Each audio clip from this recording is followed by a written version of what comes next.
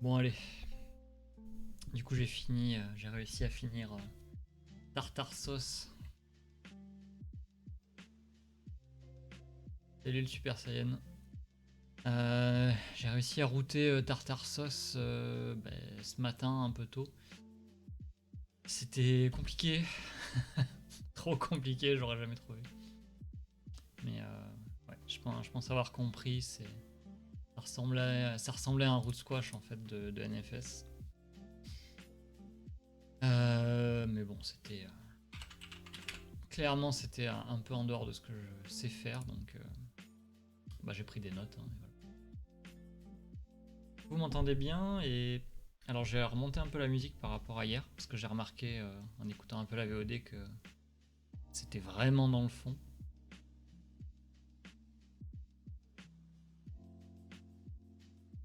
Là normalement ça devrait être un petit peu mieux.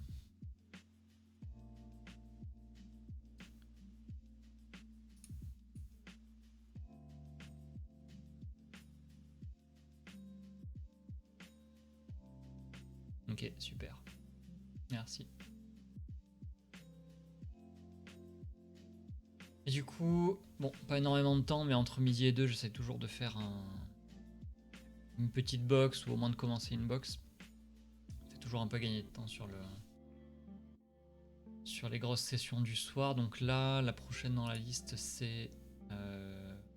alors, en fait, je fais un coup Linux, un coup Windows pour essayer de ne pas être monofocus. Donc la dernière qui a été faite, c'était Tartar Sauce en Linux. Et là, en fait, je reprends les Windows Box. Toutes celles où il n'y a pas la difficulté, en fait, c'est des box que j'ai terminées avant, mais que j'ai pas refait depuis au moins 3 mois, 3-4 mois maintenant. Donc je vais les faire rapidement, et puis voilà, on va progresser au fur et à mesure. Je mets des difficultés au fur et à mesure là pour... je me dis pour les gens qui potentiellement peuvent passer après, qui voient les difficultés. Alors, let's go. Le VPN il est bon. Comme d'hab, un petit auto-recon. Histoire d'avoir un truc qui tourne en fond.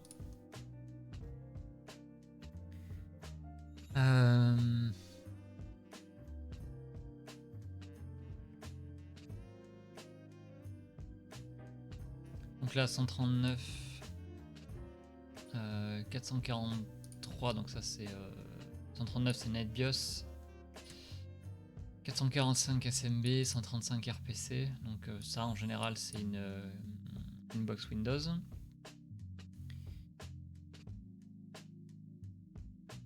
Puis DP 123, je crois que c'est NTP. Et 137. 137. Je me rappelle plus.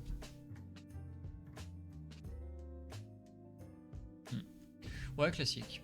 Classique. Du coup, première chose, c'est qu'on va aller chercher Enum for Linux. Hop.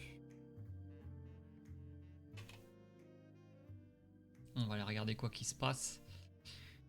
Ok. Alors déjà j'ai un hostname, ça c'est cool. Legacy HTB, donc là à ce moment-là, ce qu'on peut déjà faire, c'est prendre le temps de le rajouter dans etc host.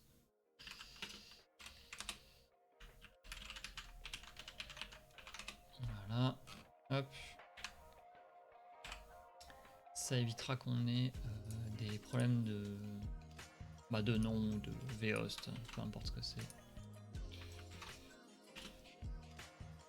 C'était quoi? C'était Legacy.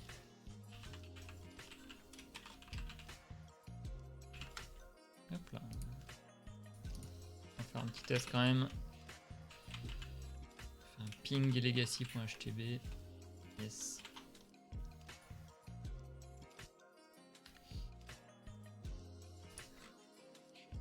Ok, quoi d'autre? Donc c'est bien SMB, NetBIOS. Bon. Alors SMB V1 en général c'est très mauvais. Ça veut dire que Eternal Blue devrait marcher normalement.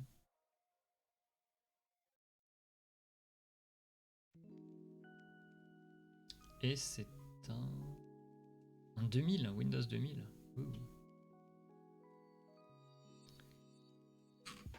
Un très vieil OS.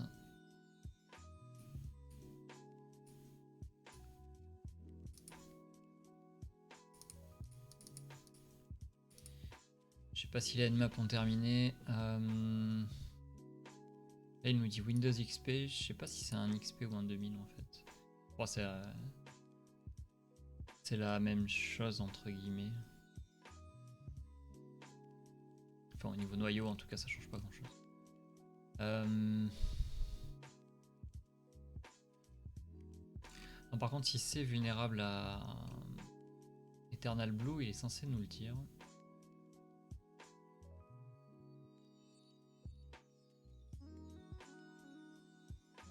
Ok, normalement c'est un Windows XP.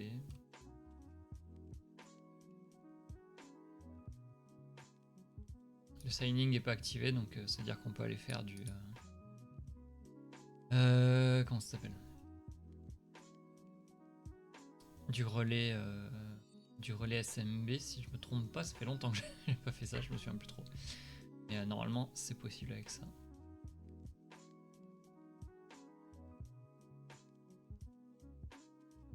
Non. Attendez, faut que je désactive les notifications.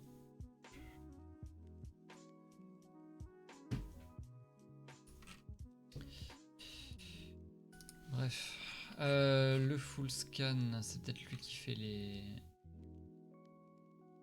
checks. Non, il fait pas les checks. J'étais certain que Nmap le faisait de base, mais peut-être qu'il ne le fait que le script SMB.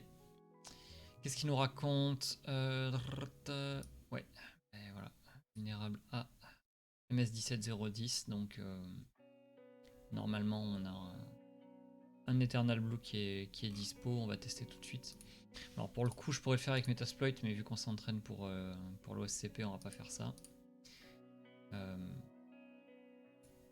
Alors par contre les autres, je vais juste regarder les ports UDP, NTP ça c'était ok. 137, ah NetBIOS, ok, d'accord.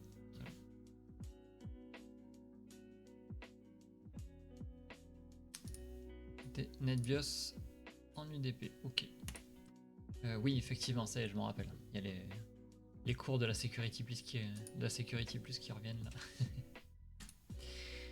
Ok, alors une petite seconde, je vais d'abord faire la box avec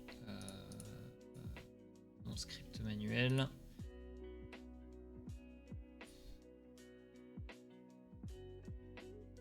Alors, où est-ce que je l'ai mis? Kernel Blue, où est-ce qu'il est? Kernel Exploit.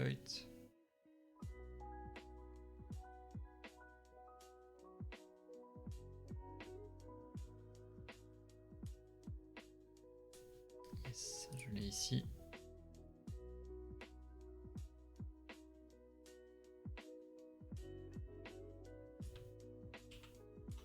Ok. Donc, je mets les notes à côté.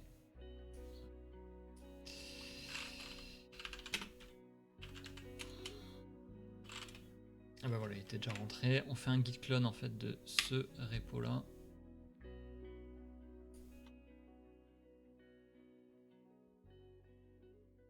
Au cas où hein, il est là. Tout un tas de scripts en fait qu'on peut essayer de faire fonctionner indépendamment. Mais en vrai c'est... Enfin, c'est chiant, c'est vraiment chiant, ça marche une fois sur deux. J'avais réussi à en faire marcher quelques-uns, mais en vrai c'est vraiment la galère. Celui qu'il faut utiliser c'est send and execute qui est en bas. Et qui marche très bien. Salut monsieur Raccoon. Tu vas bien? Ah.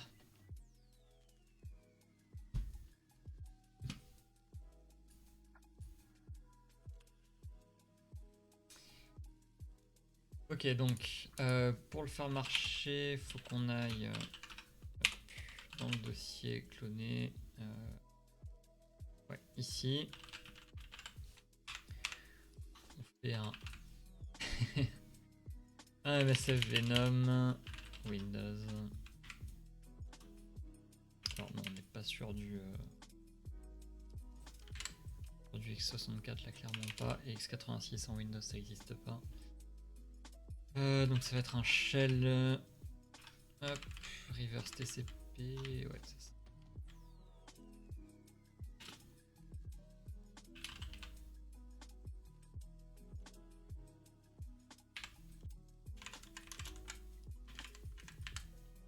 Ouais, petit Eternal Blue qui dépasse. Hop, elle host, elle porte.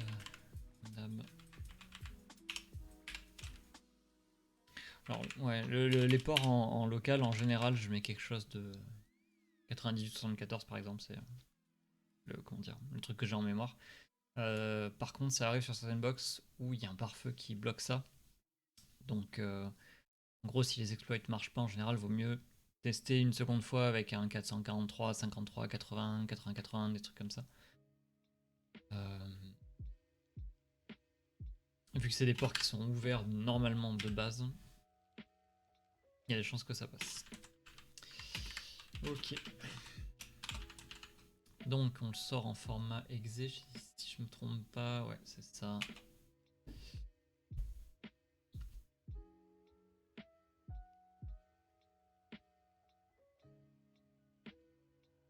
Ok, je vais mettre le listener à côté.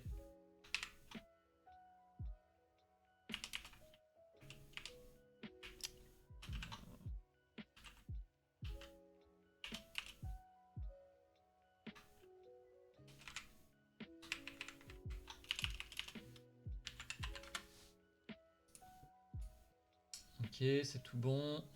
Et normalement, on n'a plus qu'à utiliser donc Python, je pense que ça va être le 2. Oui, très grande chance. Voilà. On utilise ce script là, donc send and execute. On va pointer vers l'IP de la cible. Et ensuite, on indique le shell qu'on vient de créer.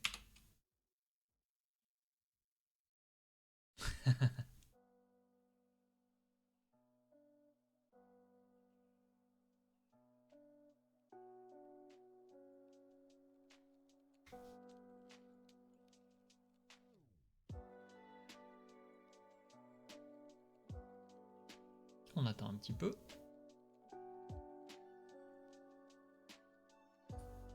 Yes, ben voilà. C'est pas beau. Comment ça, WoAMI ne marche pas? Ah oui, mais c'est un système ultra vieux.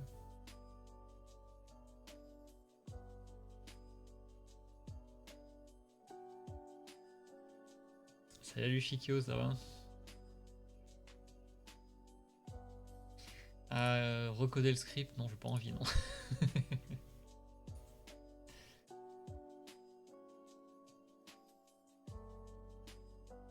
Alors attends, je me rappelle plus.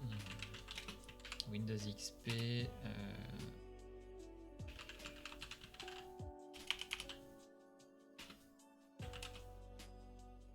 Ah, ça va, écoute, ça s'entraîne sur Hack the Box avant le grand jour.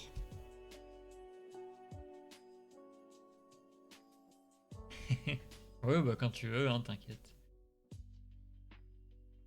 On n'est pas pressé.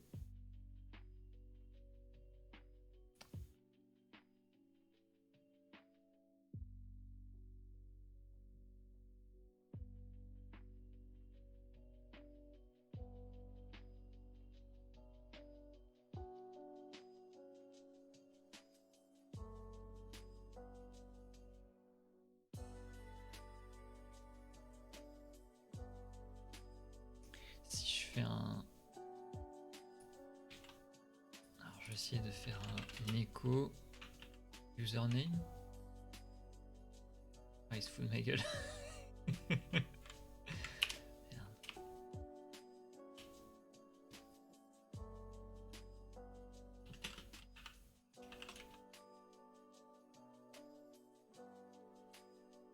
C'est quoi ce shell horrible?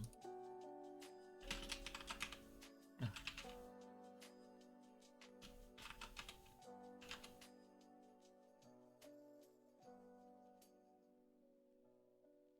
En fait, je sais vraiment pas si je suis déjà système ou pas.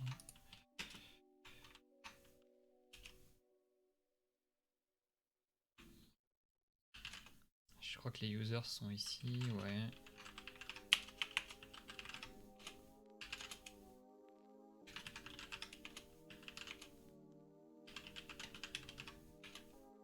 Ouais, bon, ok, on est déjà route en fait.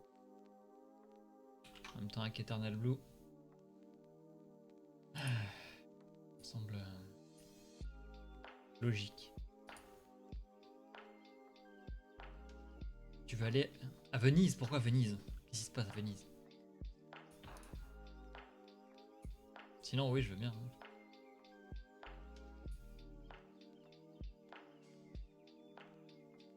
Oui, je l'avais déjà fait cette box. J'ai oublié.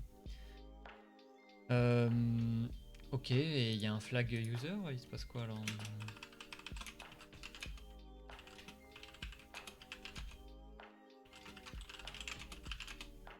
Oh oui, il y a un flag user.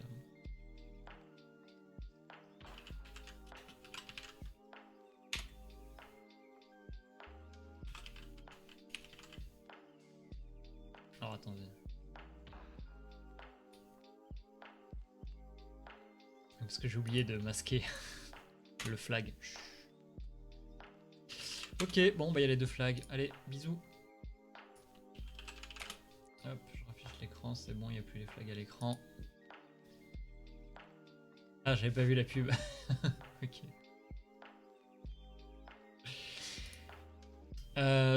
Ok, bon, bah c'est déjà terminé, hein, en gros. Ce qu'on va faire, c'est qu'on va... je vais montrer quand même, je vais refaire la méthode automatique, entre guillemets, avec Metasploit.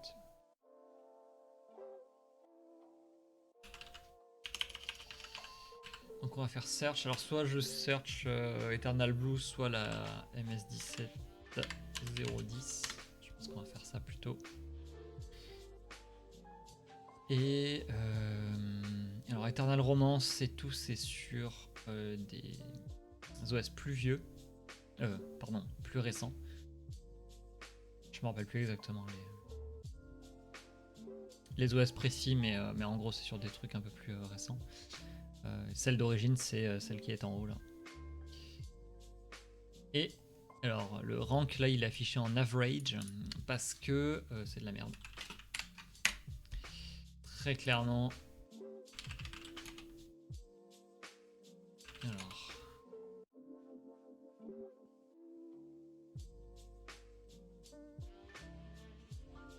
Et en fait, ils nous le disent.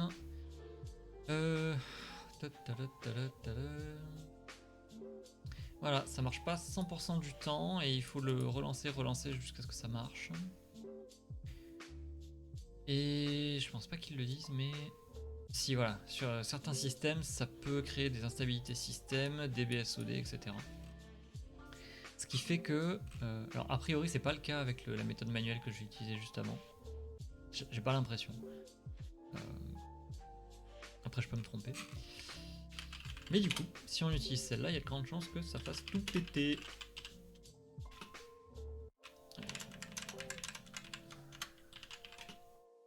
Le port, c'est ok.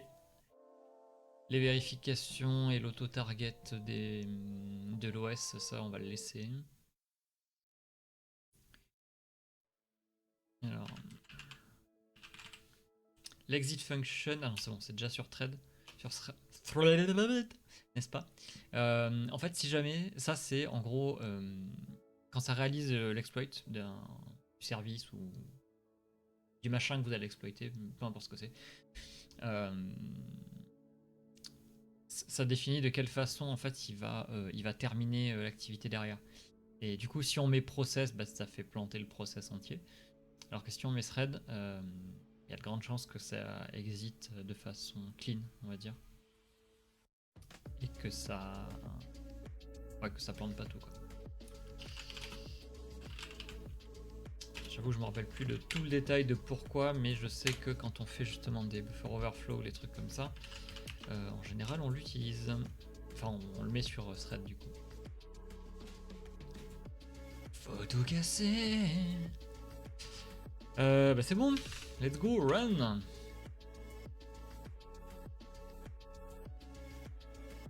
Alors, ce module n'est que pour les 64 bits. Ah bah oui. Voilà. Le payload là il est en x64, donc ça c'est pas bon.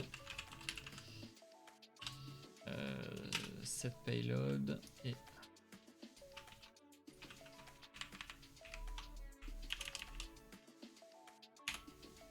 yes.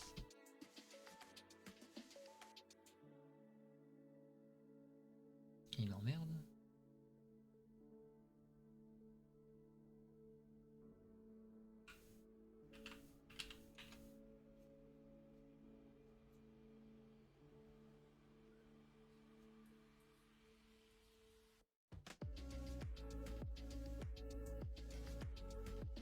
Ah. Ah, donc ça marchera pas sur notre cible. Damn.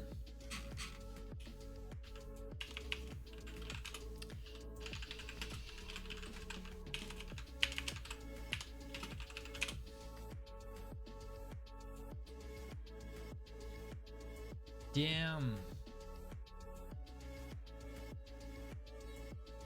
Alors ça c'est la détection, donc on s'en tamponne le ciboulot.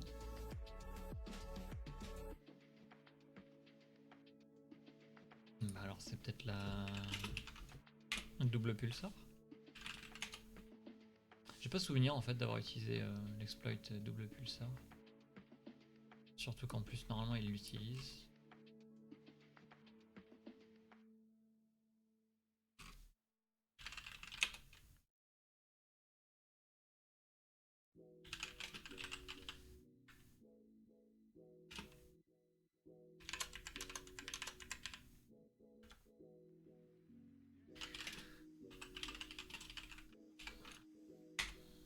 Ok.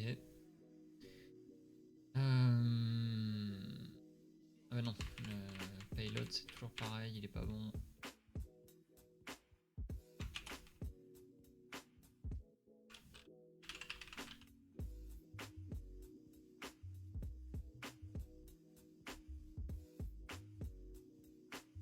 Ah mais il fait encore du x64 là.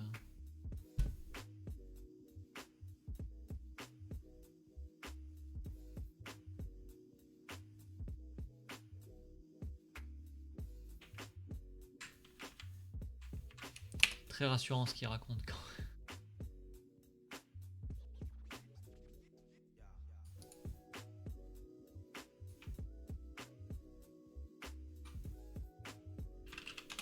Attends, il me manque une option là à dégager.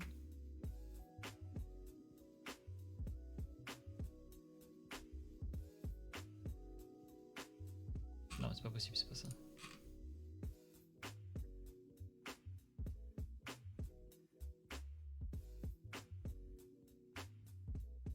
Je trouve ça bizarre. Pourquoi est-ce que Metasploit n'aurait pas de module qui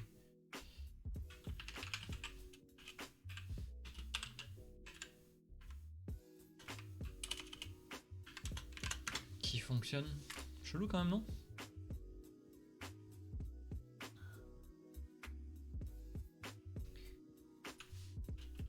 Ou alors c'est moi qui ai raté quelque chose tout à l'heure?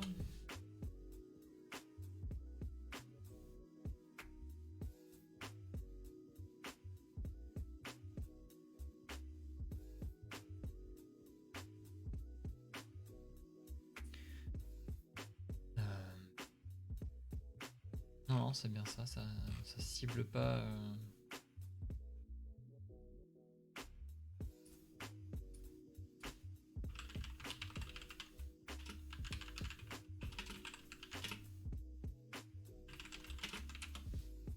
Et Windows XP.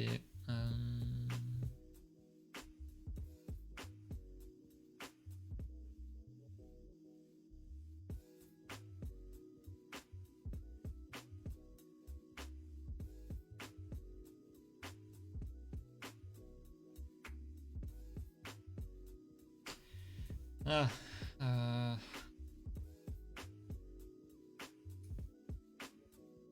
parce que c'est pas la même CVE, c'est ça? Bah non.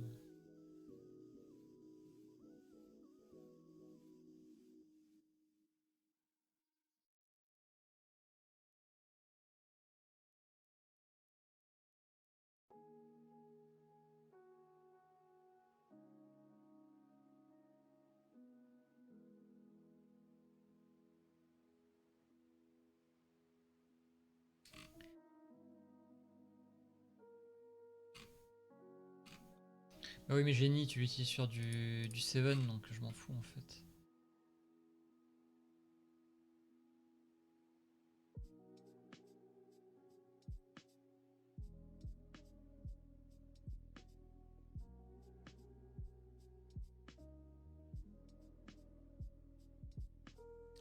Bon, j'ai l'impression qu'il n'y a pas en fait sur Metasploit.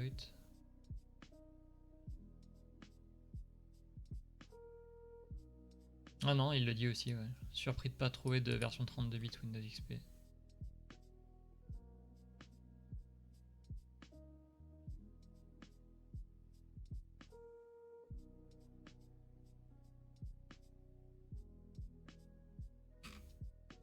Ok, bon, bah du coup j'ai fait ce qu'il fallait. Ouais, bon, dans le pire des cas, on pourrait faire un shell Meterpreter et le récupérer sur Metasploit. Quoi. Genre si je fais ça...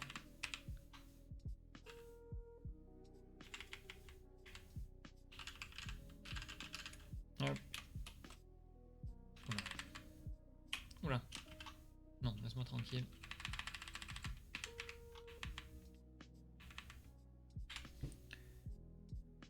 Hein?